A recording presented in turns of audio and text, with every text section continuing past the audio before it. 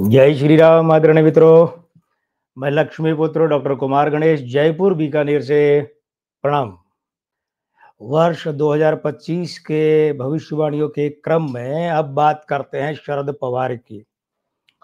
शरद पवार वैसे तो समूची भारतीय राजनीति, लेकिन विशेष रूप से महाराष्ट्र की राजनीति का एक बड़ा अजूबा नाम है, बड़ा अजूबा व्यक्तित्व है ये।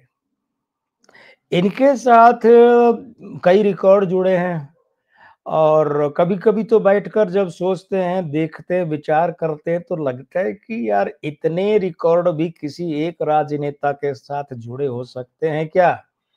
अवसरों का लाभ कैसे उठाया जाए और अवसरों पर सारे के सारे सिद्धांतों की व्यवस्था कैसे 180 डिग्री पर पलट दी जाए, ये अगर सीखना है तो शरद पवार से सीखना चाहिए।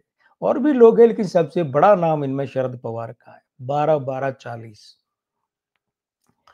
12 दिसंबर 1940 का जन्म है, गुरुवार का दिन है। मूलांक 3 हो गया, भाग्यांक 2 हो गया, आयु अंक 85वें वर्ष के कारण से 4 हो गया। 11 दिसंबर तक का लिया है, आगे का लिया नहीं। आगे 20 दिन की बात है, नहीं ली। नामांक 7 है, मासांक 3 है, वर्षांक 5 है, चलित अंक 3 है और दिन अंक 3 है। अंक 3 मूलांक, मासांक, चलित अंक और दिन अंक 4 जगह बैठा है।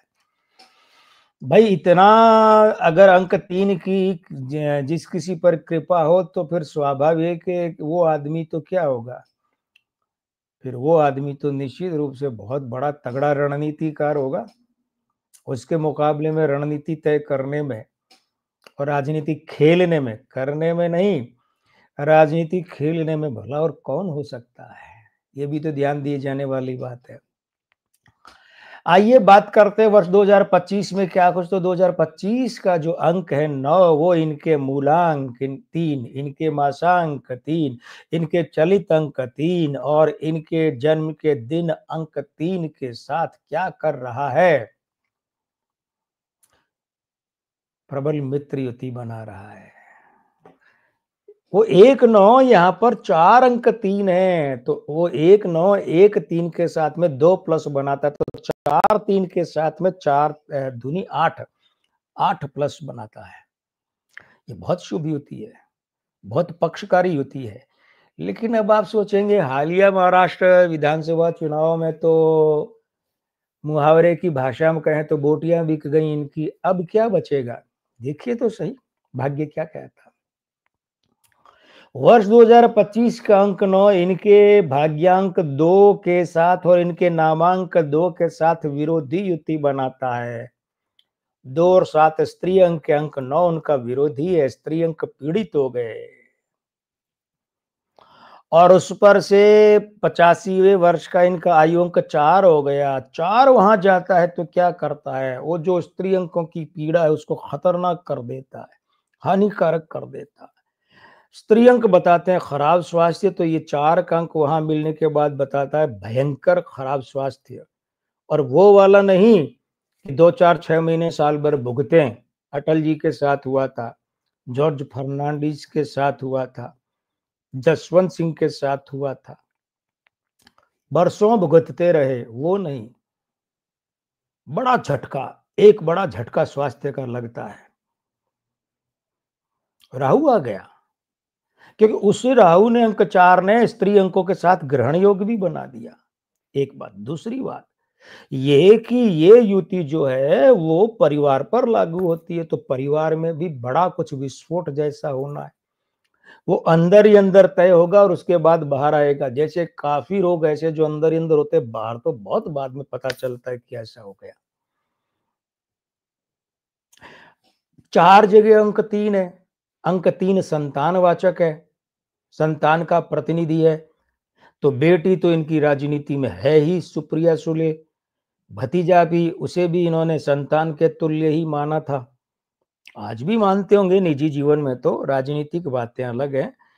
तो इसलिए क्या हो रहा है, परिवार में बहुत बड़ी उठापटक, जो लोग जब बाहर देखेंगे, बातें बाहर आएगी तो लोग कहेंगे अच्छा ऐसा हो गया। अब फिर मैं चला जाऊं स्त्री अंकों की पीड़ा पर, तो स्त्री अंक ऐसे जो पीड़ित होते हैं तो वो परिवार यानी कि पार्टी भी परिवार है, उस पार्टी के लिए बड़े हानिकारक होते हैं। उस पार्टी के लोग अपने मुखिया के विरोध में उठ खड़े होते हैं, बगावत विद्रोह कर देते हैं, और थोड़ा सा अधिक हवा लग जाए तो वे पार्टी तोड़ या छोड़कर भी जा सकते हैं। जैसे पितृदोष वाले अजित पवार ने किया, पार्टी छोड़ी ही नहीं, तोड़ भी दी, पार्टी का मूल चुनाव चिन्ह भी अपने साथ ले गए। ये ध्यान रखिएगा। स्वास्थ्य वाली युति हम बता ही चुके हैं कि इन्हें बड़ा झटका भी दे सकती है। अब ध्यान क्या रखना है? अब ध्यान ये रखना है कि ये जो अंक हैं, जब स्त्री अंक भी पीड़ित हो गए, इनके साथ में इनके वर्षांक 5 पर थोड़ी सी नजर डाल लीजिए। वर्षांक 5 कहता है कि पार्टी के मोर्चे पर, संतान के मोर्चे पर, परिवार के मोर्चे पर जो भी विखंडन होना है, जो भी ऊंच नीच होनी है, तो मैं क्या करूंगा, उसका स्थान बदलवा दूंगा, परिवार का या पार्टी का। पार्टी का स्थान बदलना दो तरह से संभव होता है, हो सकता है। एक तो ये कि ये अपनी पार्टी का किसी अन्य पार्टी में विलय कर सकते हैं। शरद पवार अपनी पार्टी का किसी और पार्टी में विलय कर सकते हैं।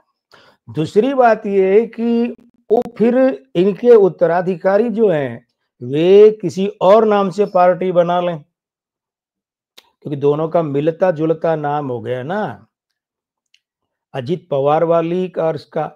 तीसरा ये है कि दोनों परिजनों की ही पार्टियां, एक चाचा की है, दूसरी भतीजे की है, वो दोनों ही मिल जाएं आपस में।